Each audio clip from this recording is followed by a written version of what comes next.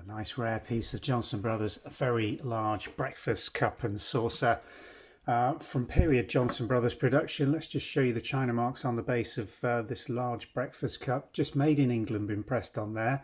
The design is actually called Castle on the Lake, and it's a brown and white transfer design that's then hand coloured by the Johnson Brothers decorators.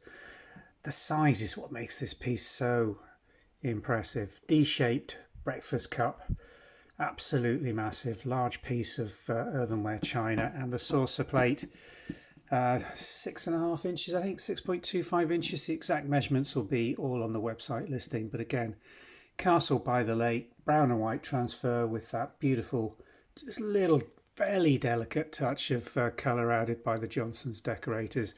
The saucer's got the full period Johnson Brothers china mark, Castle on the Lake, there we go, Johnson Brothers England, with the patent number for US distribution.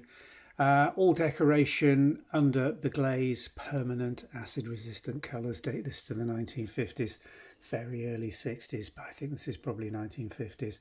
Just look at the glaze reflection on this saucer. It really is in very, very fine condition. There's just the tiniest little bit of discoloration around this rim, but I think that is actually overglazed transfer colour where the decorator's brush has just touched. Otherwise, it's in immaculate condition as it was made. A rare piece. Castle by the Lake was made, or on the lake, sorry, was made in a variety of different transfer colours, brown, red and green, I think.